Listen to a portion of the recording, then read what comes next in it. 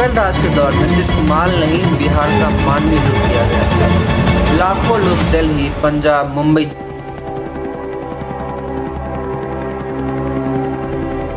सब कुछ खुलेआम होता था। पुलिस बस आंखों से तमाशा देखती थी। सबसे बड़ा सवाल। नमस्ते, मैं हर्ष झा। स्वागत है आपका हमारे नए वीडियो में। सोचिए, एक ऐसा राज्य जहां कानून सिर्फ कागजों पर लिखा था, जहां दिन के उजाले में किडनैपिंग होती थी और पुलिस बस तमाशा देखती थी। बिहार एक समय था जब इस राज्य का नाम सुनते ही लोग कांप जाते थे। इस दौर को कहा गया जंगल राज। आज इस वीडियो में हम बात करेंगे उस दौर के असली सच की, जब लालू प्रसाद यादव बिहार के महामहिम बने थे और बिहार अपने इतिहास का सबसे अंधेरा युग से गुजर रहा था। 1990 का बिहार। लालू यादव ने पावर में आकर खुद को गरीबों का नेता बताया। उनका स्लोगन था सोशल जस्टिस, सामाजिक समानता। बैकवर्ड कास्ट पॉलिटिक्स ने उन्हें जनाधिकार दिया, लेकिन जैसे ही उनका राज बढ़ता गया, बिहार के कानून व्यवस्था कमजोर पड़ता गया। इंफ्रास्ट्रक्चर टूटने लगा और बिहार एक जंगल की तरह बन गया, जहां गोली चलती थी और सब चुप रहते थे। जंगल राज सिर्फ एक शब्द नहीं था, यह था कानून का बंदूक के आगे झुक जाना। 1990 से 2005 के बीच बिहार में क्राइम रिकॉर्ड टूटे। किडनैपिंग एक व्यवसाय बन गया था। डॉक्टर, बिजनेसमैन, स्कूल स्टूडेंट, कोई भी सेफ नहीं था। नेशनल क्राइम रिकॉर्ड्स ब्यूरो के डेटा के मुताबिक बिहार में हर दिन 25 से ज्यादा क्राइम्स होते थे। ट्रेन डकैती, road robbery, caste based violence, हर कुछ होता था बिहार। सब कुछ खुलेआम होता था। पुलिस बस आंखों से तमाशा देखती थी। सबसे बड़ा सवाल, पुलिस ने कुछ क्यों नहीं किया? जवाब है पॉलिटिकल इंटरफेरेंस। पुलिस ऑफिसर का ट्रांसफर उनकी कास्ट या नेता के संबंध पे डिपेंड करता था। बहुत से पुलिस ऑफिसर्स को उनका काम करने से रोका गया।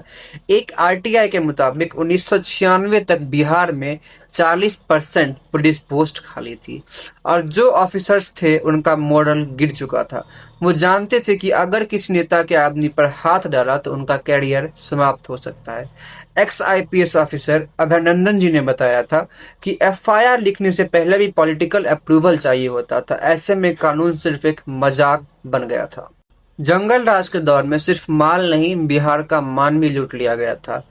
लाखों लोग दिल्ली, पंजाब, मुंबई जाने लगे नौकरी के लिए, जान बचाने के लिए। स्टूडेंट्स हॉस्टल छोड़कर दूसरे राज्यों में पढ़ाई करने लगे। प्रोफेसर्स ने रेजिग्नेशन दे दिया। बिहार में सिर्फ डर का माहौल था, गोली की आवाज थी। 1991 में पटना के मशहूर डॉक्टर जो थे शंकर बाबू, उनका किडनैप किया गया। उनकी रिलीज तभी हुई जब करोड़ों रुपए दिए गए। 1992 भोजपुर में 20 लोगों का नुकसान हुआ। 1998 सहरसा में ट्रेन लूट गई और पुलिस वहां पहुंची 4 दिन बाद। ये सिर्फ कुछ मिसाल है, असली कहानी तो हर गली में, हर घर में छुपी हुई थी। मीडिया ने लगातार इस जंगल राज को हाईलाइट किया, कवरेज दिया। The Hindu, India today, BBC सब ने इस दौर की रिपोर्टिंग की। सुप्रीम कोर्ट ने कई बार बिहार पुलिस को इन्वेस्टिगेशन का ऑर्डर दिया। भारत सरकार ने प्रेसिडेंट रूल लगाने का सोचा, लेकिन पॉलिटिकल कंपल्सन की वजह से ये नहीं हो पाया। बिहार के लोग तब भी अकेला महसूस कर रहे हैं। जो लालू यादव के सपोर्टर थे उनका कहना था बैकवर्ड कास्ट के लिए आवाज उठाए, लेकिन सामाजिक न्याय के दावे के पीछे बिहार की सड़कें, स्कूल और सुरक्षा सब टूट गए। सोशल जस्टिस की प्राइस बिहार ने अपने खून से चुकाई उस वक्त।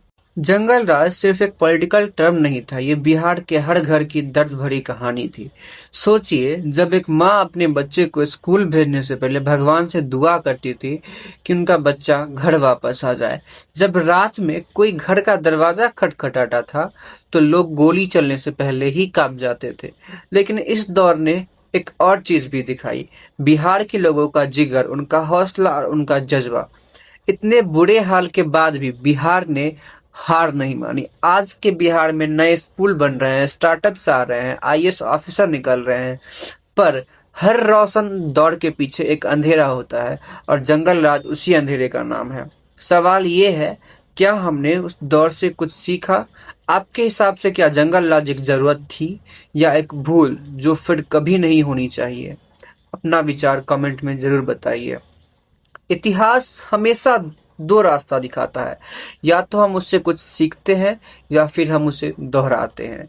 जंगल राज बिहार की एक कहानी थी, लेकिन अगर हम सतर्क ना रहें अपने लीडर्स को अच्छे से देखकर ना चुने, अगर हम जब तक अपने कास्ट को देखकर लीडर्स को चुनते रहेंगे तब तक ऐसे ही जंगल राज पता नहीं कितने बार और आएंगे। तो वो एक कहानी थी, किसी और राज्य की हकीकत बन सकती है।